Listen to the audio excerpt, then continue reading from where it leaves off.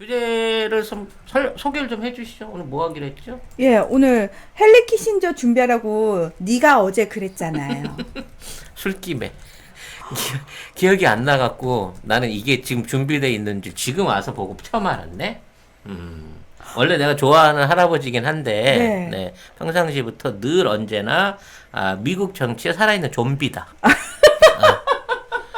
좀비이면서 네. 대마왕이다. 끝판왕이다. 끝판왕이다. 그런 얘기를 늘 하고 있거든요. 아, 저는 미국 외교가 그냥 헨리 키신저가 미국 외교인 것 같아요. 무슨 얘기냐면 미국 외교가 어떤 모습인지를 적나라하게 보여주는 그러니까 대표적인 사람이 헨리 키신저다. 이 사람이 나이가 98세예요. 지금 98세예요, 이분. 우리 나이로 98세인데 네. 이 양반이 지금도 실질적인 트럼프의 정치 외교 정책의 후견인입니다. 저는 믿고 있습니다. 이분 있잖아요. 아직도 인터뷰 왕성하게 해요. 그래서 뭘 처먹은 거야? 외계인 아닐까? 기름 짜볼까 이 사람? 아무튼 여러분들이 이제 이 사람이 너무 한 세기를 살아왔기 때문에 진짜 한 세기를 살았어. 이 사람의 전반기 때, 그러니까 옛날 베트남도 있고 닉슨 대통령 있을 때를 우리가 기억을 못해요.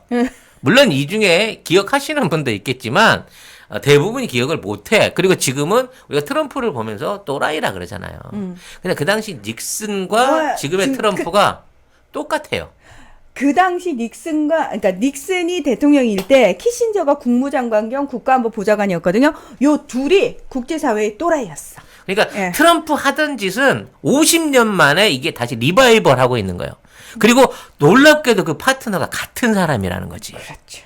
그렇기 때문에 트럼프가 뭐 재선이 되든 안 되든지 간에 지금 미국 정가 안에서 트럼프가 하고 있는 의미가 우리는 트럼프를 개또라이로 알지만 사실 이 키신저에 의한 100년째 전 세계를 개조하는 작업을 하는 사람이 키신저다.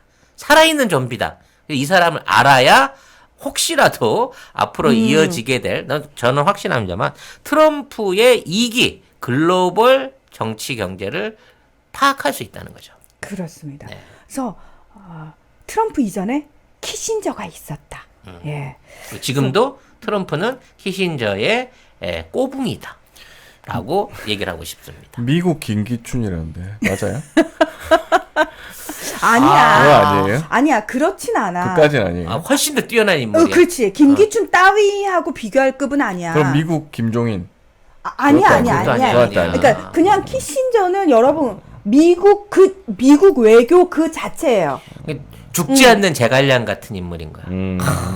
제갈량. 그러니까 잠깐만 여기서 말하는 제갈량이란 우리가 흔히 알고 있는 정말 스마트한 제갈량의 의미가 아니라는 거죠. 예. 모든 모사를 다 갖고 있으면서 죽지도 않는, 치매도 안 오는 정말 무서운 사람입니다. 자, 오늘은 정말 재밌게 키신저를 좀 이해해 보는 시간을 가지면 좋겠어요. 그래서 여러분이 오늘 시간을 딱 듣고 나면은 그 다음부터 우리나라 언론이 키신저에 대해서 언급하면은 딱 이 표정 나오죠.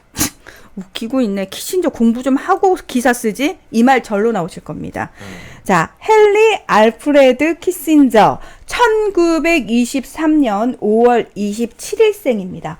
자, 1923년이면 우리나라가 일제강점기 때예요. 그렇죠. 3.1운동 막 끝나고 이제 본격적으로 만주에서 광복군들 만들어지면서 일본의 탄압이 겁나 심각해지기 시작할 때입니다. 그리고 요때가 또 1차 세계대전 이후잖아요. 바로 직후예요. 네. 예. 그리고 이 사람은 이제 요 시기 때 독일 바이에른, 미국 사람 아니에요. 이 사람 독일에서 태어나요. 독일 바이에른의 유대인 집안에서 출생했습니다. 유대인. 유대인이구나. 독일 출신의 유대인 이주자가 한 명 더 있죠. 요즘 머리 노란 사람. 네. 도널드 트럼프가 마찬가지로 세상에. 독일계 유태인 이민자입니다. 네. 1938년, 그러니까 이 사람의 나이가 16살 때 나치의 유대인 박해를 피해서 가족 전체가 미국으로 이민을 오게 됩니다. 근데 진짜 그 유대계 실세들이 미국으로 많이 많이 넘어와요. 오죠. 엄청 많이 오죠. 돈도 많이 들고 오고요. 뭐 아인슈타인도 아마 그때 왔죠. 이때쯤 오고 아무튼 웬만한 독일에 남아 있었던 석학들, 돈 좀 있는 사람들, 은행가들, 정치가들 이런 사람들이 전부 미리 다 넘어오죠. 빠져왔죠. 빠져나왔죠. 미리. 자. 1943년에 초반에 미군에 입대를 합니다. 트럼프도 군사학교 나왔는데 그 나이 때 그리고 우연이겠지? 자, 1943년에 미군에 입대했다는 얘기는 뭐다? 제2차 세계대전에 참전을 했다란 얘기죠. 그리고 1950년 하버드대 학사 학위를 최우수 성적으로 취득을 하게 됩니다. 정치학 학사 학위를 취득을 하고 1951년에 정치학 석사, 1954년에 정치학 박사 학위를 땁니다. 이후 하버드에서 국제정치학 교수로 재직하면서 정부 관련 일을 하게 됩니다. 예나 지금이나 하버드 나오면요. 일단 CIA나 공무성 이런 쪽에 그냥 우선 취업 대상입니다. 기본적으로. 네. 그쵸, 뭐 하버드니까요. 네. 예. 특히 하버드가 이런 그 정치 관련된 그러니까 행정부 관료 출신들을 많이 만들어내는 이유가 이때부터 좀 짬짬이가 있었어요. 그 외에 미국은 사실 학부가 더 우수한 학교가 있고 대학원이 더 우수한 학교가 또 따로 있잖아요. 그래서 하버드하고 예일이 그런 면에서 이제 뭐 하버드를 학부를 나와도 예일로 대학원을 가거나 이런 식으로 교체하는 경우가 많은데 이 사람은 철저하게 하버드인입니다. 그리고 1957년에 핵무기와 외교라는 저서에서 아이젠하워 행정부의 대량 보복 전략을 비판하면서 학자로 주목받기 시작합니다. 그랬다고 그래요. 예. 아무튼 이 당시에 그 이 사람이 주창하는 거는 그 불간섭주의 외교였어요. 네. 우리나라랑 아무 상관없잖아. 걔들한테 손 대봐야 피곤하고 어려워. 우리나 잘 살면 돼. 라고 하는 지금 트럼프 그 전형의 불간섭주의 이론들이 이미 이제 대학교 나오던 시절부터 이 사람은 국제정치를 하면서 굳어 있는 거야. 네, 평생의 업인 거죠. 그리고 1969년 리처드 닉슨이 미국 대통령이 되자 국가안보보좌관에 발탁이 됩니다. 근데 이게 사실은 굉장히 파격적인 거예요. 나이로도 그렇지만 이 사람의 어떤 그 정치적 성향을 봤을 때 당시에는 사실상 그 군부가 이 모든 그러니까 군산 세력들이 미국의 권력을 좌지우지하고 있을 때거든요. 2차 세계대전 끝나고 얼마 안 된 상황이라. 그리고 거의 모든 돈이 다 군수 사업에 몰려 있을 때야, 로비 자금들이.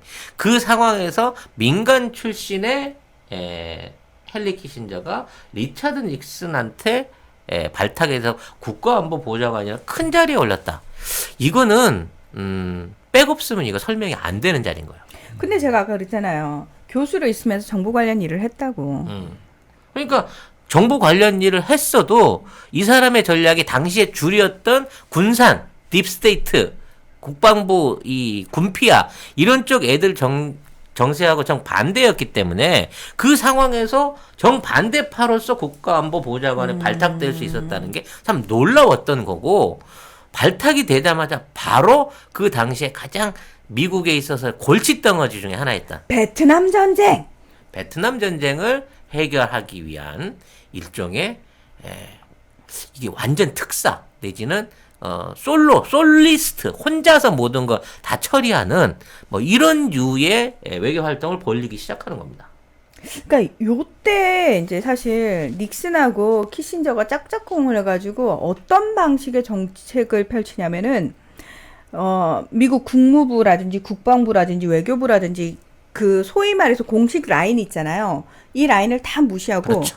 둘이서 짝짝꿍 해가지고 밀실 정치를 하는 거예요. 그래서 뭐 베트남하고도 평화 협상을 한다 이런 거를 누구한테도 상의를 안 해. 그러니까 지들 둘이 그냥 짝짝꿍을 해가지고 다 그 모든 걸 다 추진을 하는 거예요. 심지어 베트남에 가는데 베트남에 갔는지도 안 안 알려. 알려요. 공무원이 출장을 가는데. 잘 생각해 보세요. 어디서 많이 많이 보던 듣던 많이 방식인데? 보던 모습인데? 최? 아니 최근에 아니고? 그게 아니고 트럼프 트럼프가. 트럼프 대통령이 모든 정책을 자기 혼자 하잖아요. 국무부 그치. 정자 실무자들은 몰라. 뭐라고? 우리는 공식적으로 뭔가 통보받은 게 없는데 근데 트럼프 대통령이 트위터로 날려버리잖아요. 발표해버리고. 그거하고 오버랩 되는 게 굉장히 많으실 겁니다. 근데 요 당시에요. 사실 그 베트남전과 관련해 가지고 미국 내에서는 굉장히 반전 운동이 심심찮게 나오고 있을 때였거든요. 근데 요때 그 베트남 전쟁 상황이 어땠는지도 좀 볼 필요가 있는 게 당시에 호치민, 그러니까 베트남의 국부라고 불리는 그런 분이잖아요. 호치민이 이끌었던 북베트남이 전략적으로 상당히 유리한 위치에 있었대요.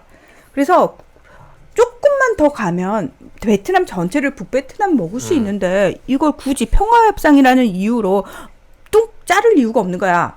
분단시킬 이유가 없는 거야. 국토를 나눠줄 이유가 없는 거야. 그래서 미국이 그때 쓴 작전이 미치광이 작전이에요. 외교적으로. 미치광이 전략.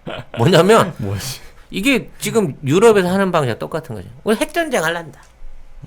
아이씨, 전쟁 너무 힘들어. 막 사람도 많이 죽고, 맨날 땅굴 파고 이러니까, 게릴라전 너무 불편하니까, 우리 개운하게 핵으로 몇 개 조질게. 뭐 이런 식으로 얘기를 해요. 그리고 이 내용을 소련을 통해가지고, 베트남 지도층들한테 밀어 넣는 거야. 근데, 진짜 핵을 맞으면 이거 곤란한데? 라는 생각하에서, 자연스럽게 이제 회담장에 끌려 나오게 되는데. 그렇죠. 소련의 당시, 그러니까 호치민이 소련의 지원을 받고 있는 상황이었기 때문에 소련의 말을 듣지 않을 수가 없는 거죠. 그러니까 이 미치광이 전략은 트럼프 대통령도 사실은 김정은 국무위원장과 협상을 하기 전에, 그러니까 정상회담을 하기 전에 썼던 방식이에요. 초반에 그렇게 했죠. 초반에 로켓보이라고 하면서 굉장히 자극하면서 막 욕하고. 욕하면서 너 그러면 우리가 거기를 우리도 전제 군사적으로 대응할 수 있어라고 막 긴장을 고조시켰잖아요. 그때 우리나라 언론이 어떻게 했느냐? 정말 금방이라도 전쟁이 일어날 것처럼 난리를 쳤거든요. 근데 그게 결국은 트럼프 대통령의 전략이었다는 거예요. 결과적으로 이제, 뭐 이런 방식으로 회담을 진행하면서 자기가 맨몸으로 베트남을 들어가고 사람들을 만나요. 그러니까 사실 이게 그 학자로서 할 수 있는 이런 게 아니라 어찌 보면 굉장히 능력 있는 제임스 본드 같은 느낌이야. 지금 생각해 보면 혼자서 세계 평화를 다 바꿔놓는 거잖아. 네. 근데 그 역할을 실질적으로 할 수 있는 권한과 결정들이 이어지게 되는 거죠. 놀랍게. 네. 그렇습니다. 자, 그래서 이 사람이 이제 어쨌든 그 베트남전을 종식시켰다라는 이유로 이 사람 노벨 평화상 받거든요. 근데 사실 이게 키신저가 끝냈다고 얘기를 하기가 좀 그런 게 요 당시에 이 노벨 평화상이라는 결론 이면에 키신저가 베트남을 굉장히 몹쓸 짓 많이 했거든요. 뭐뭐 했죠? 그러니까 일단 그거잖아요. 협상하기 전에 우리가 협상 카드를 만들기 위해서 나한테 유리한 방식을 만들기 위해서 굉장히 상대를 압박하잖아요. 그 중에 하나로 북베트남에 폭격을 확대하는 무리수를 저질렀고요.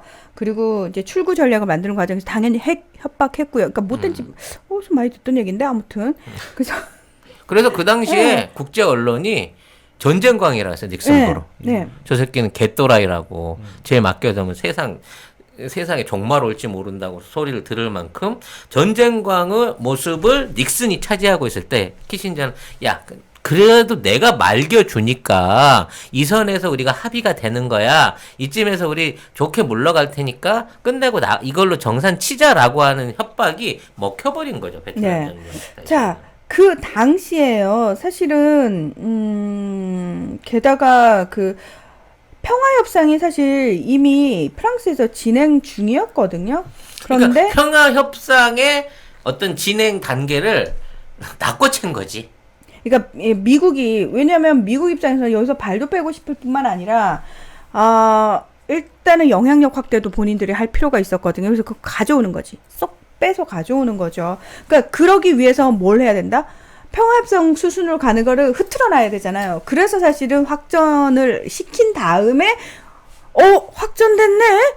협상해야지 이러고 이제 들어간 거죠. 사실은 요걸로 평화협상을 그러니까 노벨 평화상을 받았는데 요때 사실은 공동 수상이었어요. 베트남 정치가인 레둑토라는 분하고 공동 수상자로 지명이 됐는데 이분은 노벨 평화상 거부했어요. 둘이 야합을 해갖고 합의를 봤는데 그 야합이 잘했다고 평화상을 준 거야. 네. 그러니까 세상에. 이 평화상 선정 기준도 개판인 거지. 그렇죠. 오바마가 왜 받아 이씨 노벨 평화상을. 진짜 지금도 말도 안 생각하면 돼. 화딱. 에이, 작년에 노벨 평화상 받은 에티오피아 총리는 지금 자국에서 무슨 짓 하고 있는데 뭐 하는데? 총선 연기시키고 본이 지금 계속 총리하고 있거든요. 그러면서 내전 벌어졌어요. 에티오피아 지금. 거기도 지금 중국이 장난치는 거 같네. 그건 나중에 한번 얘기해 보고요. 이거죠. 화이 스마트워치. 이어폰으로 쓸 수 있습니다. 전화도 되고 음악도 들을 수 있는데 굉장히 음질이 깨끗하고요. 폰하고 150m 떨어져도 정상적으로 유지가 되는 요렇게 옆을 뚝 누르니까 요게 이렇게 뿅 하고 빠지거든요. 그러니까 요게 지금 이어폰인 거예요. 요 부분을 귀에 이렇게 꽂으시면 되는 거고, 요걸 빼가지고 요 부분으로 이렇게 딱 넣으시면은 다시 딱 여기 피부에 네. 정확하게 이렇게 곡선으로 돼가지고 딱 달라붙어요. 생활방수도 가능하고요. 제가 그 몸이 안 좋아서 심장박동을 항상 체크를 하거든요. 고혈압, 당뇨, 운동, 칼로리, 스텝도 있지만 동맥 안에서 산소 포화도 측정이 가능합니다. 심부전이나 코로나 같은 걸로 인해서 호흡이 부족해지는 상황에서 내 몸에 있는 여러 가지 바란스를 체크할 수 있는 기능이 있다는 거죠. 이 정도 성능 되는 이어폰 하더라도 20만 원은 그냥 기본으로 가거든요. 사장님이 광고주님이신 아닙니다. 건가요? 아니요. 제가 광고주. 아니요. 송 작가님이 광고주예요. 제가 야매로 들여온 거 아니고요. 정식 하웨이 코리아에서 수입한 정품이고 AS도 전부 화웨이에서 맡아서 하는 겁니다. 삼성, 애플과 함께 세계 3대 스마트폰 메이커고요. 이거 충전해서 쓰는 거 맞아요. 10분 충전으로 4시간 통화 가능해요. 스포츠 밴드는 19만 8천 원, 가죽 밴드는 비싸 24만 2천 원. 앞으로 이 스마트 밴드를 구입하시면 모모토몰에서 이거를 원 플러스 대박. 드립니다. 네. 차량 충전기를 같이 보낸 거야. 53,000원짜리 모델 네. 이 두 종입니다. 색상 다 랜덤으로 가는데요. 이 정도 되면 10% 내드리던 그 파켓몰에서 혜택보다 훨씬 큰 혜택입니다. 모모토 몰에서 화웨이 스마트워치를 검색하시면 되는데 전 세계 최저가입니다. 저희가 파는 게. 어. 모모토몰에서 성공하기 위해서 제가 이것까지 받아냈습니다, 여러분. 네. 아, 진짜. 이러면 진짜 사주실 거죠? 이건- 네. 구매하세요. 음. 네.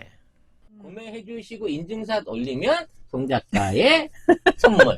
화장품 3종 세트 갑니다, 여러분. 이제 중요한 건 그거야. 자, 이런 협상을 만들어내고 이러한 극적인 변화를, 왜냐면 나중에 얘기할 거잖아. 미리 얘기를 해놓고 가는 게 좋을 것 같아서 그래. 이러한 트럼프와 닉슨을 뒤에서 밀던 사람이 있었다. 세력이 있었다고 치면 그 세력이 누구겠냐는 거지. 똑같은 거야. 반군산 세력. 아휴. 이스라엘의 자본 세력이었던 거야. 왜? 2차 대전 이후에 군산 세력이 모든 부를 다 빨아가. 전쟁을 통해가지고. 그렇게 되면서, 미국의 사실상 금과 달러가, 동이나버린 상황이 되는 거고, 이제 전쟁을 앞으로도 계속 해나가게 되면 이거는 미국의 세금 걷어갖고 세금을 쏟아부어야 되는 상황이 된 거야. 베트남이 뭐 건질 거 있다고 그걸 하겠냐고. 그래서 일종의 군산 세력들의 힘을 줄여서 베트남을 정전시키고 미국은 어딜 가길 원했냐? 중국과 중동을 가기를 원한 거예요. 중동의 석유와 중국이라고 하는 나라를 일종의 생산 기지화 하기 위한 큰 그림이 이미 이제 닉슨과 키신저 그거가? 배후에 있는 국제 자본 세력들한테 있었고 그 지령을 앞에서? 충실하게 성공시킨 사람이 키신저였어. 그렇죠. 그리고 정치적 협력자는 누구다? 닉슨이었다. 네. 그래서 우리가 왜 그 흔히 말하는 브레튼 우즈 체제라고 해가지고 달러를 금으로 그러니까 금을 가져오면 달러로 바꿔주고 달러를 가져오면 금으로 바꿔주는 금 태환제 있잖아요. 이걸 폐지시킨 게 누구다? 닉슨입니다. 그 세계 경제가 완전히 공황에 빠진 거예요. 난리가 났죠. 왜냐면 그동안 그 달러를 국제 기축 통화에서 쓸 수 있는 유일한 보장성이 금이었거든요. 미국이 아무 때나 금으로 바꿔 그러니까 걱정하지 말고 달러 써 그랬는데 나 이제 앞으로 못 바꿔줘 이런 거야. 네. 그럼 이게 달러 들고 있는 국가들 입장에서 얼마나 열받아. 내가 그러면 이 돈을 갖고 오면 미국 은행에 집어넣고 이자놀이하고 살아야 돼. 이러한 두려움이 있을 때 키신저가 나타나서 이 문제를 해결해 주는 게 페트로 달러 제도. 앞으로 니들이 산업에 필요한 모든 석유는 달러로만 결제하는 거야. 그리고 베트남에서 빼낸 군인들을 사우디에다 몰아 넣어주고 그쪽 안에서 경제적인 안정을 시켜주면서 앞으로 중동에서 나는 기름은 전부 다 미국 이하 미국의 5대 정유 회사가 전부 다 독점이야. 그리고 그 결제는 전부 달러야. 라고 선언을 함으로 인해서 무너져 버릴 수도 있었던 2차 대전 이후 무너져 버릴 수도 있었던 금융 자본들의 붕괴를 페트로달러로 바꿔내게 되는 거죠. 그렇습니다. 그래서 미국이 사실은 이 당시 미국이 베트남 전쟁하고 아폴로 계획에 들어가는 엄청난 비용을 감당하기 위해서 이미 본인들이 보유하고 있는 금의 어떤 양과 상관없이 달러는 계속 찍어내고 있었거든요. 그래서 사실상 달러가 없었어요. 네. 현찰을 구비하기 위해서 뭐 여러 가지로 쓰기 위해서 미국 달러가 없는 상황인 건데 그냥 경기가 그죠. 안 좋았거든. 경기가 안 좋으니까 자꾸 사람들이 이제 달러를 갖고 물건을 사는 게 아니라 미국한테 와서 금달라 그런 거야. 달라고. 그러니까 바꿔주세요. 서유럽이 계속 가지고 와가지고. 그래서 나 못 바꿔줘 라고 해놓고 날강도 쉽게 하려는 참에 대신에 석유를 사 이 돈으로 라고 얘기를 하면서 말하자면 그러기 위해서는 세계의 전쟁 상황을 끝내고 새롭게 경제 부흥을 일으켜 가지고 자원을 비롯한 석유를 비롯한 생산 활동을 확대시킬 필요가 있었기 때문에 자, 1차적으로 중동을 그런 식으로 잡아놓고 이러한 세계 경제에 힘을 넣어주기 위한 일종의 파트너로서 선택한 국가가 중국이었다는 거죠. 중국. 네. 왜냐면 그 당시에 중국이 가지고 있는 엄청난 노동력이라든지 시장성을 들여다 봤을 때 이거는 제2의 인도다. 중국만 잡으면 미국은 한 150년은 여기에서 빨대 꽂는다. 이 생각을 갖고 있었던 거야. 그러니까 이미 꽂을 땐 다 꽂아놨는데 새롭게 지금까지 아무 나라도 꽂지 않았던 새로운 빨대가 필요했는데 그게 이제 중국이 눈에 띈 거잖아요. 왜냐면 딴 나라들은 이미 다 유럽이나 뭐 이런 쪽이 다 손발을 대고 있는 상황인데 그렇죠. 중국은 그 당시 고립돼 갖고 아무것도 못 하고 있는 상황이었거든. 그렇죠. 그래서 그 중국을 다시 열어서 친미 국가를 만들기 위해서 키신저는 출동하게 된다는 거죠. 1971년 7월 미국 최고위급 인사 중에서는 역사상 최초로 중화인민공화국 베이징을 극비리에 방문을 해서 정원라이와 회담을 개최하게 됩니다. 이것도 웃겨. 근데 나는 이것도 왜 비밀로 가? 그러니까 그러니까 제가 아까 얘기했죠. 공식 라인을 다 무시하고 간 거예요. 키신저 혼자 갔는데 나는 이걸 또 받아준 중국도 중국도 그때 너무 힘들어서 너무 배고팠거든. 너무 배고파서 사람들이 막 기근으로 죽고 그러니까 그리고 그때 이제 뭐 진짜인지 가짜인지 모르겠는데 그 당시에 이제 그 중국 지도부의 유일한 소원이 미국 구경 한번 하는 거였다. 내가 미국 구경 한번 시켜줄게. 왜죠?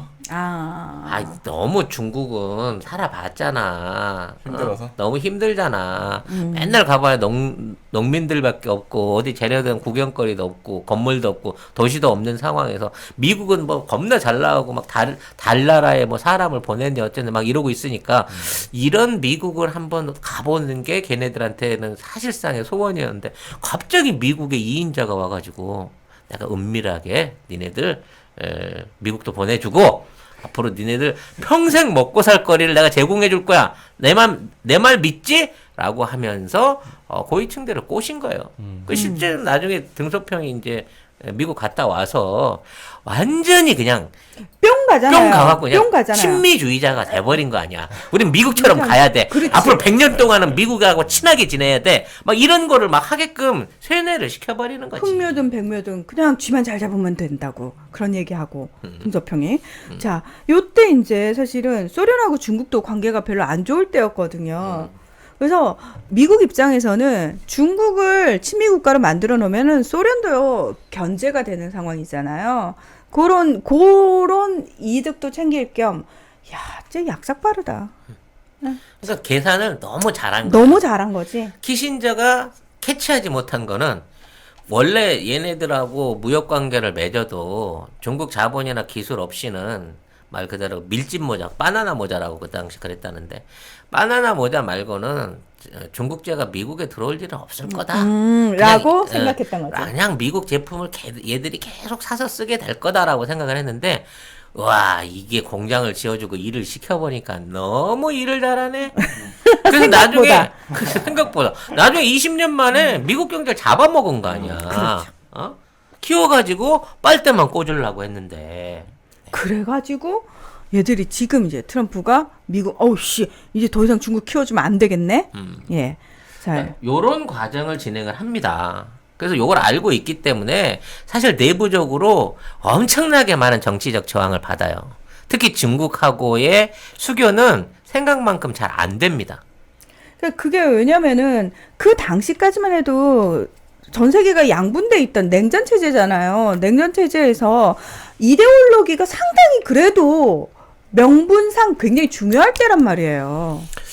그렇기도 했거니와 한 72년도쯤에는 이제 이게 뭔가 다이렉트로 이제 만남 같은 게 고위급 회담 같은 게 만나지면서 진척을 볼 줄 알았는데 여기에 미 국무부 그러니까 군산 세력들이죠.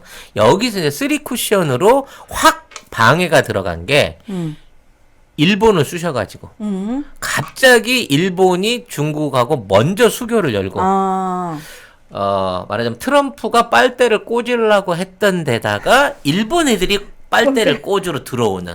근데 이게 일본이 자체적으로 결정한 게 아니에요. 미 국무부와 국방부 애들이 영향을 미쳐갖고 일본을 꼰지른 거야. 야, 니네가 가서 한다 그래. 저기 키신저랑 하지 말고 니네가 가서 니들 라인으로 하자 그래. 저거 반대해라고 간 거죠. 이때부터 키신저는 일본을 철천지 왼수로 여기기 시작합니다. 이게 그 후로도 계속 해왔고 지금까지도 일본의 비판적이고 비난적인 이유가 이때 자기 일을 방해한 일본에 대한 원한 때문이라는 거죠. 잘했어 일본. 자, 요 당시에 1972년 2월에 백악관 국가안보보좌관이었던 키신저는 이 닉슨 대통령의 중국 방문에 앞서서 닉슨을 만나요. 그러면서 뭐라고 얘기를 하냐면 20년 이내에 당신만큼 현명한 계승자가 나와서 중국에 맞서 러시아에 기우는 전략을 펼칠 거다. 그러니까 우리는 그 당시 소련과 중국을 이렇게 놔두고는 잘 이용해 먹으면 된다라고 얘기를 했거든요. 이게 이제 러시아 회귀 관측론이라고 얘기를 하는데 요걸 가지고 지금 펼치고 있는 사람이 트럼프다라는 얘기가 미 언론에서 이미 나오고 있는 그러니까 거죠. 러시아는 소련은 언젠간 다시 돌아온다. 그게 다시 돌아올 때 세계 정세가 한 번 더 바뀌게 되는데 그때 우리가 중국의 빨대를 꽂아놓고 국제관계를 잘 이용해야 미국의 미래가 있다. 나름 애국자인 거지. 네. 그러니까 이 사람은 그거예요. 미국의 국익을 위해서는 어떤 것도 할 수 있다가 이 사람의 생각이에요. 키신저는 미국의 국익을 위해서는 뭐든지 할 수 있다. 그러니까, 그래서 이 사람은 그러니까 국제 정치학에서 이제 그 정치학자들이 국제 정치학의 이론을 한 서너 가지를 얘기하는데 그 중에 하나가 이제 현실주의적인 이론이 있거든요. 힘의 논리가 결국은 세계를 지배한다라는 철저하게 그 현실주의자라고 볼 수가 있습니다. 그래서 이 파워게임의 균형을 냉철하게 바라봐야 한다면서 지금 당장은 소련을 바로잡고 채찍질하려고 중국이 필요하지만 미래에는 그 반대가 될 수 있다라는 생각을 1972년에 했다라는 거예요, 이미. 그래서 네. 친미, 반공을 하기만 한다고 치면 남미든 동아시아든 어느 나라든 독재를 하든 인권 유린이 있든 구테타가 상관없다. 있든 상관없다. 친미만 한다고 말해다오. 충성만 얘기하면 니네 정권 인정해 줄게 라는 시기가 있었고 하필이면 그때 대한민국에서 박 씨가 한강 다리를 넘게 되는 거죠. 네. 근데 박정희가 실수한 게 하나 있어. 찍힌 거. 닉슨 대통령이요. 부통령을 하던 시절에 그러니까 그 앞에 아이젠하워 대통령 시절에 부통령이었거든요. 근데 요때 약간 이제 한국을 방문을 했는데 박정희가 무시했어. 네가 아우 너 문민 출신이더라. 아우 나 군인 아니면 상대 안 하는데. 진짜 무시했어. 너- 닉슨이 무시당했어요, 철저하게. 뭐 사관학교도 안 나오고 너 저기 전쟁도 안 해봤지. 아이, 니네 대통령 군벌이잖아. 너는 나중에 크게 못 돼. 라고 생각을 했었다고 합니다. 네. 그래가지고 닉슨은 끝까지 박정희에 대해서 굉장히 이렇게 반감이 컸다고 그러던데. 이건 사실 닉슨을 대통령으로 만든 건 닉슨 자체가 잘한 것보다는 키신저가 추진하고자 하는 정책들이 맥혔고 그를 통해 갖고 키신저의 어떤 러닝 파트너로서의 닉슨의 가치가 올라갔기 때문이에요. 그래서 결과적으로 닉슨이 재선될 거라고 기대한 사람 거의 없었어. 심지어 그 당시 여론조사에서도 안 된다 그랬거든. 근데 되더라고. 미국의 여론조사는 50년 전부터 안 맞았어. 그 당시에도 어떻게 됐는지 모르지만 닉슨이 재선이 됐다니까. 그 인기 없는 역사상 최고로 인기 없는 대통령이. 아, 대박. 예. 아무튼 그래서 예. 뭐 50년 동안 변한 게 없어 이 나라는 이씨. 좀비 할아버지가 아직도 살아갖고 정치하고. 이분 아직도 굉장히 정정하세요. 예, 아무튼. 자, 근데 다시 이제 키신저로 돌아가가지고, 이분이 이제 남미에서는 천하의 원수예요. 남미인들한테는 키신저는 남미에 발을 붙일 수 없는 사람이야. 남미인들은 평생 용서할 수 없는 사람이 키신저야. 왜냐면 남미가 그 쿠바 혁명을 계기로 해갖고 이른바 전 세계에서 민주화가 제일 빨리 되고 있는 과정이었거든. 그렇죠. 2차 대전 지나고 주민자치에 의한 또는 독립 영웅들에 의한 국가들이 세워지면서 민족주의적인 국가들이 세워지고 체게바라나 카스트로가 욕은 먹었지만 그 당시에 국민들한테 절대적인 지지를 받으면서 중남미 국가들이 하나하나씩 독립을 해가고 있는 그 참이었는데 네. 거기에 돈 주고 무기 줘갖고 쿠데타 일으켜갖고 그 나라들을 다 뒤집은데 키신저의 뭐랄까 배우가 있었다. 그렇죠. 배후에 키신저가 있었던 거죠. 그러니까 그거예요. 그러니까 그 당시에 그러니까 특히 이제 대표적으로 그러니까 1959년에 쿠바에서 혁명이 일어나잖아요. 그러니까 그 영향으로 쿠바를 비롯해 가지고 이제 남미가 각 국가들이 이렇게 독립의 기운이 퍼지면서 민족주의적으로 깨어나고 있을 때란 말이에요. 그래서 칠레에서는 살바도르 아엔데 대통령이 들어서 사회주의 대통령이 딱 들어서서 그때는 이제 공산주의로 바뀌었지. 그렇죠. 걔네들은. 그렇죠. 그래서 이분이 정말 그 기존의 자본가들이 움켜잡고 있던 그 소수의 자본가들이 움켜잡고 있던 국부를 국유화시켜 가지고 다수 민중들에게 나눠주는 그런 작업들을 했었단 말이에요. 근데 거기에 철저하게 그러니까 정말 제대로 반대하고 방해했던 존재가 미국이라는 존재죠. 그 뒤에 배후에 키신저라는 인물이 있었다라는 겁니다. 근데 요때, 너무 속상한 게 뭐냐면, 이미 이제 그러니까 아엔데 대통령 출마했을 때부터 얘가 대통령이 되면 안 된다라는 게 너무 강해가지고 방해 공작을 상당히 많이 했어요. CIA를 비롯해서 미국의 전형적인 방해 공작은 똑같아요. 여러분, 이거는 시대가 변해도 똑같아요. 하는 짓은. 일단 언론을 매수해요. 이놈의 언론. 언론 매수해가지고 끊임없이 정말 말도 안 되는 저런 가짜뉴스를 사람들이 믿겠어 하는 그런 얘기들 계속 퍼뜨립니다. 지금 그럼 우리도 우리 언론을 누가 매수한 거야? 이미 매수됐지. 네. 이미. 네. 100년 전부터 임자는 대한민국에 없었어. 그랬구나. 예. 바다 건너에 있었지. 그랬구나. 그래서 근데 중요한 거는 그런 방해 공작에도 불구하고 아엔데가 대통령이 된 거예요. 자, 그러니까 이제 얘들은 그 다음은 뭘 노리냐? 그 다음 순서는 뭐겠어요? 군부 지원이 들어갑니다. 쿠데타죠. 무기 살단을 막 대주는 거야. 그렇죠.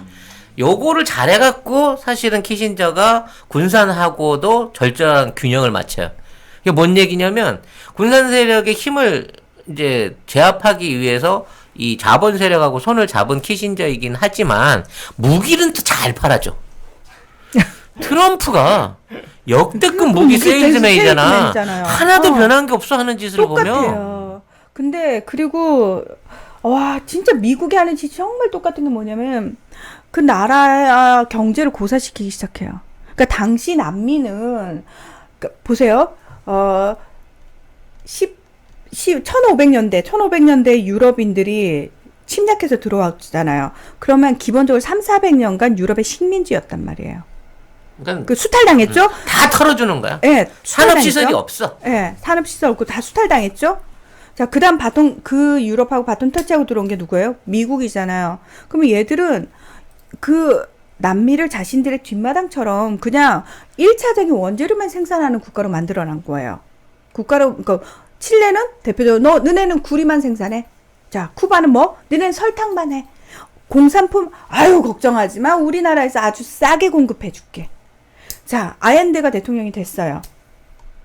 이제 그 전까지만 해도 구리를 미국이 계속 사줬으니까 어려움이 없었고 거기서 이제 이것만 국유화하면은 어느 정도 국가 재정이 확보가 되겠구나라는 생각을 했는데 미국이 무슨 짓거리를 하냐면은 칠레의 구리 수출을 감소시키기 위해서 이것들이 자기네가 비축한 구리를 그냥 풀어버려요. 그러니까 아르헨티나 베네수엘라 경제를 망가뜨리기 망가뜨리기 위해서 위해서, 석유를 석유 수출을 그냥, 못하게 하는 네. 거랑 똑같은 똑같은 거죠. 그러면 보세요. 아옌데가 내가 대통령이 돼서 분유 무상으로 주겠다. 빈민들을 위한 구제책 하겠다라고 얘기를 했는데 그러려면 국가 재정이 있어야 되잖아요. 근데 그 가장 큰 국가 재정이 되는 구리부터 미국이 이런 식으로 고사시켜 버리는 거예요. 자, 그러면서 자, 여기서 경제 제재 가하면서 계좌 동결하면서 대외 차감 막아요. 생필품과 의료품 수출 통제합니다. 그러면은 안으로 들어가는 돈 안으로 물품이 못 들어가죠. 베네수엘라 미국이 죄는 거하고 똑같이 칠레를 그 당시에 옥죄인 거예요. 그러면 어떻게 되죠? 언론 이제 부추겨가지고 아옌데가 대통령이 됐더니 우리가 살기 더 힘들어졌다. 못 살겠네. 갈아엎어보자. 이런 얘기를 계속 만드는 겁니다. 사실 이제 우리나라의 아버지 박씨 그 시절 때만 하더라도 어차피 이제 닉슨 이후에 들어선 미국 행정부는 한국에 대해서 감정이 별로 안 좋았어.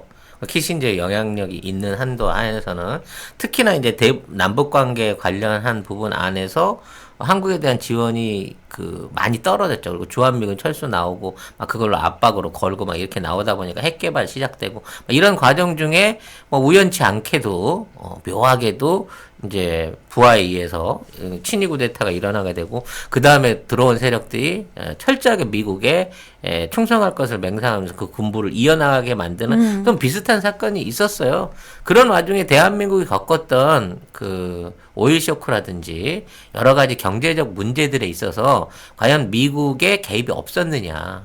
왜? 그 당시 돌아다니던 오일 쇼크 그 당시에 공급량이 부족해서 그런 게 아니거든. 그 수요량을 배분하는 제약사들의 입김에 의해 가지고 이게 좌지우지 됐던 케이스들이 많단 말이야. 그렇기 때문에 결과적으로 한국 경제와 한국에 있는 권력자들을 길들이기 위해서 우리나라 70년대 후반에 오일 쇼크 같은 것들도 만들어져서 조작돼서 일어났을 가능성 있다는 거지. 지금 돌이켜 생각해 보면. 네. 아무튼 네. 어찌 됐거나 이러한 이제 전반적인 국제 정세를 굉장히 비정하고 그냥 이게 미국 우선주의 말 그대로 미국 우선주의로 하면서 얘네가 내놓은 전략은 뭐냐? 니네 사정은 니네가 알아서 처리해라는 거야. 뒷구멍에선 장난을 다 치면서 모든 건 니네 알아서 할 일이지 우리가 도와줄 수 없어라는 개념으로 이러한 국제 정치들을 이끌어왔던 이론에 능했으나 실천은 굉장히 야비한 국제 정치 조종자가 키신저였다는 거죠. 그래서 이 당시에 남미에서 사실 이제 아옌데 정권이 붕괴가 되죠. 이제 그 당시에 여러분이 이제 많이 들어보셨을 텐데 이제 미국 CIA가 이제 칠레 군부를 이제 부추겨가지고 피노체트가 이제 쿠데타를 일으키죠. 그러면서 이제 하나둘 남미의 친미 독재 정권들이 들어서기 시작합니다. 그리고 그 1970년대부터 1980년대 그 남미 6개국 군사정권 정보기관장들의 합의로 콘도르 작전이라는 게 추진이 돼요. 이게 뭐냐면 겉으로는 좌익 게릴라를 척결하기 위해서 우리가 협력을 하는 건데 실제로는 미국의 묵인 아래 또는 미국의 지원 아래 반체제 성향의 사회 노동운동가 지식인들을 정말 무차별적으로 납치하고 살해한 말 그대로 끔찍한 인권 유린 상황이 벌어져요. 기밀 해제된 관련 문서에 따르면 어느 정도였냐면요. 일부 희생자들에게는 마약을 투여했고요. 배가 찢기거나 대서양 상공의 비행기에서 그냥 사람을 떨어뜨려서 죽인 것도 있고 일부 희생자의 시신은 드럼통 안에 콘크리트로 그냥 굳어져서 강에 던져지고요. 조폭이네 이거. 네. 그리고 미국과 유럽에서 활동하는 망명 인사, 반군 지도자 암살까지 작전 대상 범위가 확대가 됐습니다. 그래서 이 콘도르 작전이 얼마나 끔찍했냐면 심지어 이 당시에 이들의 자녀들이잖아요. 어린 아이들은 그 자신의 부모를 죽인 그들 아이들로 입양이 돼요. 애기들. 그래서 철저하게 그 세뇌당하면서 아이들이 성장을 해요. 그래서 나중에 이 사실이 밝혀지기 시작하면서 이 사람들이 충격을 받는 거예요. 내 부모가 친부모가 아니라 내 친부모를 죽인 사람들에 의해서 내가 세뇌를 당하면서 키워졌구나. 그래서 아직도 지금 난민은 그 문제 때문에 굉장히 심각하거든요. 그때 이제 죽은 난민들이 6만 명이 넘는다. 뭐 이런 얘기도 있고 밝혀진 것만 6만 명인 거지. 그렇죠. 더 엄청난 숫자들이 죽었을 가능성이 높죠. 그리고 아직까지도 그러니까 실종자로 처리된 사람들이 너무 많은 거죠. 어떻게 됐는지 알 수가 없는 거고. 시체 못 찾은 사람이 한 10배는 될 거예요. 그리고 그 가족들은 아직도 고통 속에 살고 있는 거예요. 그리고 네. 이제 이와 관련된 그 여러 문서들, 그러니까 미국의 야합하는 세력들이 CIA나 미국의 지령을 받아가지고 이것들을 진행했던 행적 기록들이 지금 다 찾아져가지고 하나하나 지금 다 네. 나오고 있어요. 1992년부터 나오기 시작했어요. 유네스코 세계 기록유산에 등재가 됐다고 등재가 그래요. 됐어요. 네. 그래서 그와 관련해서 무슨 아까 콘도르 작전에 대한 미국에서의 어떤 지령문이라든지 거기에 대한 보고한 보고 답변문 이런 것들이 전부 다 남아 있는 거예요. 우리나라를 찾아보면요. 70년대 이후에 미국이 우리나라에 내정 간섭한 서류들 아마 꽤 많이 보관돼 있을걸요. 네. 그래서 영미계 대표적인 언론인인 크리스토퍼 에릭 히친스는 키신저를 냉전 시기 미국이 개입된 온갖 더러운 일들의 배후에 있던 전쟁 범죄자라고 하면서 기소해야 된다. 이렇게 주장을 하기도 했었습니다. 약간 나치랑 비슷한 거야. 유태인이 나치에 당한 짓거리들을 지들은 그대로. 남미나 동아시아 중동에 가서 똑같이 한 거예요. 근데 이제 문제는 이렇게 이 트럼프 그 닉슨과 키신저의 치세가 끝까지 갈 것 같다가 결정적인 이제 변곡점이 언제 한번 다뤄봐야 되는데 케네디의 암살 이후에 나타나게 되는 거죠. 그러면서 이제 케네디가 해왔던 어떤 그 소련에 대한 강경한 태도 내지는 미국 우선주의, 미국 국민들의 어떤 인권이라든지 정치 개혁을 요구했던 이런 세력들이 슬그머니 뒤로 퇴장하게 되면서 새로운 민주당 세력들과 공화당 세력들의 야합이 이루어지기 시작하면서부터 그 다음부터는 적군과 아군이 없는 상태의 미국 정치가 시작이 돼요. 그러니까 옛날처럼 뚜렷하게 민주당과 공화당이 싸우는 그런 입장이 아닌 거고 그냥 두 놈이 같은 놈인 거야. 그래서 민주당 대통령이나 공화당 대통령이나 기본적으로 정책적으로 변한 게 없어. 이건 마치 이 두 개의 손이 민주당과 공화당을 좌우해서 동시에 컨트롤하는 것 같은 일종의 마쿠 정치 이 세계가 거의 20년 가까이 이어지게 된다는 거죠. 20년이 넘죠. 2000년대 들어서까지 이어지게 된다는 거죠. 이러한 일종의 그 세계적인 밀월 상황이라 그래야 되나? 미국의 정치 경제가 정말 민주당과 공화당을 번갈아 가면서 한 가지 정책으로, 그러니까 이른바 신자유주의 정책으로 불리는 미국 달러의 세계적인 팽창, 이걸 통한 경제 주체로서의 미국의 호황이 계속 유지가 되게 되는데요. 이게 이제 달러를 뽑아먹다가 나중에 더 이상 뽑아먹을 수 없는 시점에서 다시 또 하나의 변화를 일으키게 되는 게 9.11을 통한 이른바 이제 새로운 적의 등장인 거죠. 그러니까 80년대, 90년대는 너무 평화로웠어, 전 세계. 전쟁이 없었어. 그렇기 때문에 미국을 비롯한 전 세계가 전부 다 경제 성장을 하고 평화 유지를 하고 뭐 이런 방향으로 동시 성장을 같이 해나가거든요.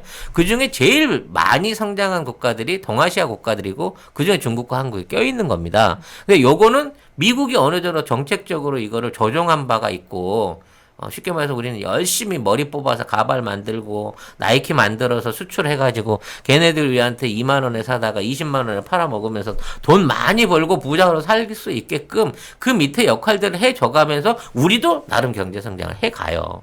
근데 그 시점에 어떤 그 정점, 그러니까 미국 달러화의 효용 가치가 극적으로 떨어지는 상황이 2000년, 이제 1900년대 말 2000년대 초에 오게 되고 이게 9.11을 통해서 빵 터지고 난 다음에는 그 다음부터 다시 베트남전과 똑같은 범죄와의 전쟁을 통한 어떤 군부, 지금의 매파 강경파들에 의한 전 세계의 일종의 전쟁 뭐 이런 것, 이라크전 뭐 이란 충돌 뭐 이런 것들이 반복적으로 일어나게 되는 베트남전 상황하고 똑같은 상황이 일어나게 되는 거고, 이 상황 하에서 또다시 갑자기 뜬금없이 닉슨처럼 등장하게 되는 새로운 인물이 트럼프였다는 거고, 그 트럼프에 대한 적극적인 배후 세력으로서, 멘토로서, 지원 세력으로서 트럼프 당선을 만들어낸 사람이 미국의 외교위원회와 그 외교위원회 사실상 수장이던 키신저였다는 거죠. 키신저가 그 대통령에 당선된 이후, 도널드 트럼프 대통령이 당선된 이후인 2016년 11월 CNN과의 인터뷰에서 이렇게 얘기를 해요. 도널드 트럼프 미국 대통령 당선인이 자신의 모든 공약을 지킬 필요는 없다. 트럼프 당선인은 자신만의 전략을 바탕으로 대통령에 당선된 만큼 아무런 부담이 없다. 어떠한 그룹에도 빚을 지고 있지 않다. 특정 그룹에 아무런 신세를 진 게 없다는 점에서 트럼프 당선인은 내 생애에 있어 가장 특이한 대통령 당선인이다 라고 얘기를 해요. 근데 따져놓고 보면 50년 전에 닉슨하고 똑같은 상황인 거죠. 네. 근데 그보다도 훨씬 더 친밀한 게 뭐냐? 일단 유전적으로도 좀 독일계 유태인으로서 남아있는 거고, 그 주변에 있는 지원자들이 다 트럼프의 사실상의 후배이거나 제자이거나 친구들이라는 거지. 가장 대표적인 샌드 그 카지노 그룹의 최고 후원자죠. 이 사람도 트럼프 키신저 계열인 거고. 심지어 그 모든 외교 정책을 맡아 하던 사위도 결국은 키신저의 그룹 안에서 배우고 공부했던 제자 중에 한 사람이라는 거야. 그리고 그 안에서 활동하고 있는 정치적 배우들이나 그 뒤에 후원자들 그룹들이 전부 다 사실은 키신저의 영향력 하에 있었기 때문에 지금 키신저가 생각하고 있는 바는 과거 베트남전 이후에 혼란스럽던 전 세계의 상황이 이 중국이라든지 미국의 어떤 새로운 교류를 통해서 변화하는 것처럼 똑같은 방향으로 갈 수밖에 없다는 거예요. 결국 키신저는 또라이 같은 사람을 내세워서 기존의 질서를 흔들어 놓고 옛날에 중국을 지원하고 중국을 통해서 뭔가를 뽑아내고, 아마 그 새로운 대상을 인도를 추가할 수 있을지 모르겠지만 일본을 배제하는 상태에서 미국의 이익을 극대화할 수 있는 방식으로 정책을 유지해 나갈 가능성이 높아 보인다는 거죠, 현재로서. 자, 아무튼 결국은 키신저 손바닥 안에서 100년의 국제 100년의 미국이 다시 50년 전으로 돌아가고 있는 거죠. 그래서 정치 좀비라고 불리는 겁니다. 그 키신저 하면은 사실 우리나라 언론은 사실 평화의 전도사처럼 소개를 했던 게 김대중 대통령 그 예전에 납치 사건 때 키신저의 도움으로 목숨을 건졌다. 이런 얘기를 하면서 김대중 대통령이 노벨 평화상을 수상할 때 키신저가 이건 예정된 일이었다면서 굉장히 축하의 메시지를 보내거든요. 그러면서 당시 국내 언론이 키신저를 평화의 전도사처럼 소개를 했는데 요것도 뒷얘기가 있더라고요. 키신저가 김대중 대통령의 그 납치 사건에 도움을 준 게 아니다라는 얘기도 또 있더라고요.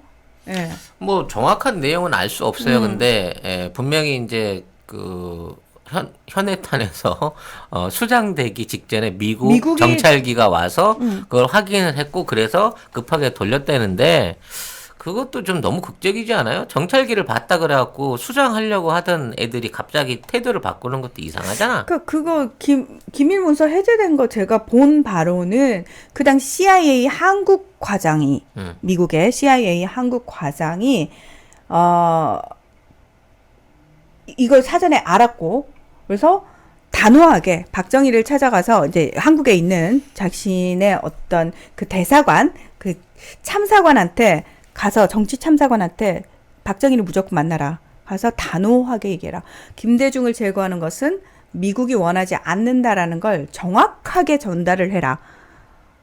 그래서 니들이 박정희가 만약에 여기서 이 상황에서 한 발이라도 더 나아가면은 미국이 가만히 있지 않을 것이라는 걸 굉장히 단호하게 전달을 해라라고 해가지고 뭐 막았다라는 얘기를 하면서 키신저는 정작 아무런 도움을 주지 않았다 이런 얘기를 뭐 하기도 하고 하더라고요. 근데 아까 제가 그 키신저를 뭐 굉장히 전쟁 범죄자라면서 욕을 했다라고 하는 그 언론인 있잖아요, 히친스. 그 김대중 대통령이 이제 어쨌든 미국으로 갔다가 이제 다시 한국으로 돌아올 때 요때 미국의 저명 인사들이 함께 그 같이 오시거든요. 하원의원 이런 사람들을 비행기에 태워보내죠. 동행을 하거든요. 왜냐하면 혹시 한국에서 또 제거당할까봐 그런 위험 때문에. 근데 그 히친스가 그때 같이 온 사람 중에 한 명이래요. 그런 얘기가 있더라고요. 네. 그 키신저의 배우 동업자들에 대한 얘기들을 아까 했는데 이제 여기에 조금 이제 음모론이 좀 붙어 있는 부분이 있는데 빌더버그 클럽이라고 하는 얘기를 안 할 수가 없어요.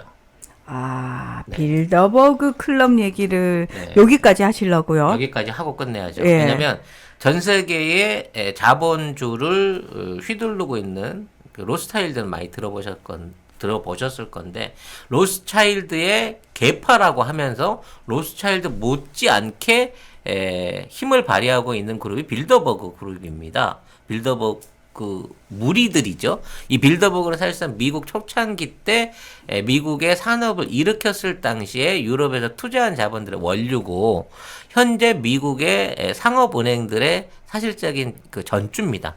원래 빌더버그가 낸 돈으로 미국의 은행이 생긴 거예요. 그리고 그 돈을 바탕으로 해서 카네기라든지, 그 다음에 카네기는 제철왕이었고, 그다음 록펠러 같은 석유왕, 뭐 이런 사람들이 만들어졌다는 거죠. 그러니까 이런 거야. 유태인 자금으로 미국에 건너와서 본토에 있는 유태인 자금 못지않게 돈을 많이 벌었던 애들이 바로 이 빌더버그 클럽 출신이다라고 생각하면 되는 거죠. 이게 지점인데 본점 못지않게 돈을 많이 벌어서 사실상 지금은 얘네들이 전 세계의 재정과 뭐 미국의 경제를 좌지우지한다라고 하는 애들이 있어요. 그래서 이게 1954년에 네덜란드 빌더버그에서 처음 회의가 열리는데요. 요 당시에 네덜란드의 왕자 베른하르트, 미국의 아이젠하워 대통령, 벨기에 총리 등이 또 다른 세계대전을 막자라는 취지로 모였다고 하는데 실제로 요 안에는 데이비드 록펠러, 헨리 키신저, 조지 소로스, 벤 버냉키, 빌 게이츠 등 유명 인사들이 지금 다 안에 있고요. 멤버들이 UN, 왕립국제문제연구소, 외교관계협의회, 3극위원회 등이 멤버라고 합니다. 참석자의 3분의 2 정도가 다국적 기업이고요. 다국적 금융관계자, 국제미디어 관계자고 3분의 1이 각국의 정치가들인데 매년 미국에서 30명, 유럽 각국에서 80명, 국제기관 등에서 10명 정도가 참석하는 회의를 합니다. 스위스라든지 미국이라든지 이렇게 호텔 하나를 전체를 통으로 전세를 해서 회의를 하는데 요거는 언론 보도가 전혀 되지 않고요. 회의 장소에 출입하는 것도 원천 봉쇄가 됩니다. 그래서 요런 거에 반대하는, 그러니까 말 그대로 그림자 정부, 세계의 어떤 정책들을 좌지우지하는 이런 모임에 반대하는 시민운동가들이 항상 이런 것과 관련해가지고 얘기를 많이 하려고 하지만 전 세계 언론들이 거의 보도를 하고 있지 않고요. 2019년 회의에 트럼프 대통령의 맞사위죠. 제러드 쿠슈너가 새 멤버로 참석을 했다라는 얘기가 있더라고요. 근데 이제 여길 참석해야 미국의 대통령이 된다라는 후문이 있었고. 그 시대로 그 네. 인물이 클린턴. 그렇죠. 대표적인 게 클린턴이 아칸소주 아칸소주 주지사였잖아. 주지사일 때. 아무 힘이 없었는데 나중에 당선이 되거든. 그러니까 결과적으로 이게 미국의 대통령을 만들어낼 수 있는 힘이 있는 조직이다라는 얘기가 늘 있었어요. 늘 있어. 그러니까 음모론 같은 거긴 한데. 네. 근데 이 음모론의 조직의 사위가 이게 사실상 이제 사위이기도 하지만 키신저와 트럼프를 연결해주는 핵심 고리인 쿠슈너가 참석하기도 했었다라는 얘기인 거고요. 뭐 결론적으로 드리고 싶은 말씀은 전 세계 어느 또라이나 어느 정치가들도 혼자의 힘으로 이 모든 것들을 만들어낼 수는 없습니다. 그 배후에 있는 배후 세력들의 조정과 암투를 통해 갖고 거기에서 승리해야만 그 권좌를 지킬 수 있는 거거든요. 시진핑이라든지 아베라든지 이 트럼프 또는 바이든도 사실 그들의 역량이나 그들의 욕심 갖고 유지되는 게 아니라 그 세력들 뒤에서 움직이고 있는 좀 더 큰 세력과 좀 더 막후의 의견에 의해서 조정될 수 있다라는 부분이 분명히 존재하기는 한다는 겁니다. 물론 개인의 그것도 있겠지만요. 그래서 이러한 조직 안에 껴있는 국가들과 정상들 같은 경우에는 운신의 폭이 적겠죠. 그렇겠죠. 왜냐하면 돈 받고 후원하는 애들 말을 안 들을 수가 없으니까. 하지만 우리나라처럼 공정한 선거 제도를 또 그리고 시민의 힘을 통해서 만들어진 진정한 민주국가는 이러한 국가들에 비해서 훨씬 전통성이 있고 자주적인 외교를 할 수 있는 뭐 그런 역량을 가지고 있고 발휘하고 있는 게 중요하다고 생각이 됩니다. 그러니까 우리나라가 굉장히 독특한 거죠, 사실은. 대단한 이런 거죠. 나라는 없어. 대단한 거. 진정한 민주국가로 이렇게 되는 나라는 없는 거거든요. 맞아요. 이 엄중한 시기에 트럼프에 의한 미국 대선의 일종의 부정선거에 관련된 이슈가 핵심이 된 이 시기에 키신저를 던진 이유는 뭐냐면요. 결국 이것도 내부적인 세력들의 갈등을 봉합하게 되는 과정을 통해서 수습될 수밖에 없다는 거야. 트럼프가 혼자서 막 군사들 동원해가지고 바이든 잡아놓고 의회 해산시키고 옛날 하듯이 박정희 했듯이 유신 헌법 세우듯이 미국 헌법 바꾸고 이렇게 해결되지 않는다는 거예요. 그 안에 권력을 쥐고 있고 기득권을 나누고 있는 세력들과 어떠한 방법으로든 합의점을 찾고 있을 거라는 거죠. 근데 그렇게 만들어지는 어떠한 정권도 결국은 이 정권이 원하는 그 배우에 있는 세력들이 원하는 방향으로밖에 정책의 방향을 바꿔나갈 수 없다는 겁니다. 결과적으로 트럼프가 승리하게 된다고 치면 과거 트럼프가 지금까지 진행해왔던 불간섭주의, 미국 최우선주의 그리고 이제 미국이 세계 경제의 주도적인 패권을 분할한 상황에서 꽁으로 빨대를 꽂아가지고 미국에 뭔가 수익을 줄 수 있는 국가를 집중적으로 지원해갖고 그 국가한테서 일종의 이득을 빨아먹는 파이프라인을 뽑으려고 할 것이고 그게 결국은 지금 동아시아의 중국이나 인도 또는 동남아가 될 가능성이 높다는 거예요. 왜? 이 나라가 이 지역이 사실상 제대로 뭔가 뜯어먹을 수 있는 이 뼈다귀가 남아있는 유일한 지역이기 때문이죠. 영한네이처 하면 우리가 한때 팟캐스트 인기 프로그램에서 막막 광고하던 제품이 있습니다. 마카산삼을 엄청나게 광고를 했고요. 주력 상품을 이제 마카삼삼에서 술겜으로 바꾸셨대요. 식물성 원료들을 섞어서 만든 건데 그 메인은 마카도 들어있고요. 네. 오리나무, 누룩, 황기, 칡봉오리, 쌓인 씨앗, 헛개나무, 칡뿌리 몸에 좋다는 종류는 뭐 20몇 가지가 전부 다 들어있어요. 생약제제 같은 작은 알, 그 알로 된 겁니다. 먹기에는 향이나 이런 맛에서 지장이 없고요. 효과가 너무 좋대요. 음. 그래서 사장님이 얼마나 자신이 있으신지 음주 중에는 드시지 말라고 권합니다. 술이 안 취한다. 다음이나 네이버에서 영한 네이처를 치시면 바로 홈페이지랑 연결되고요. 한 박스 5개 들어있는 게 16,500원입니다. 두 박스가 33,000원. 네. 그리고 세 박스가 49,500원. 요때부터는 무료 배송입니다. 견디셔, 야망 808 요런 것들은 가격 세요. 어쩔 수 없이 몇 개를 사와요. 편의점에 가서. 그 경험들 다 있으실 겁니다. 그거 사면은 결국은 몇만 원 나가. 그렇지. 거기 역시 송작가 TV의 광고하니까 광고 효과 짱이더라 라고 주님들이 얘기해 줄 수 있는 네. 그런 송작가 TV 만들어 주세요. 누가? 여러분이요. 자, 이제는 뭐 우리 언론에서 키신저 인터뷰 얘기가 나와도 제가 아까 말씀드렸잖아요. 예.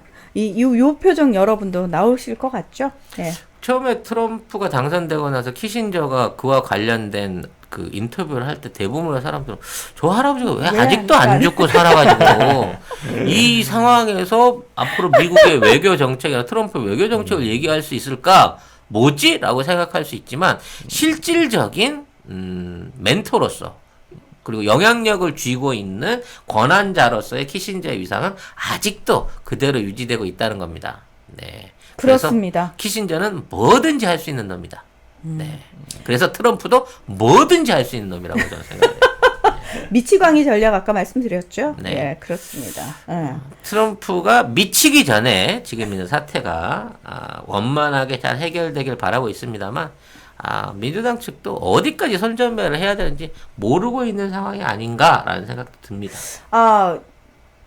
미국인들은 과연 이런 어떤 그 뒤에서 말 그대로 미국을 비롯해서 국제 정치를 움직이는 검은 세력에 대해서 어느 정도 알고 있을까요?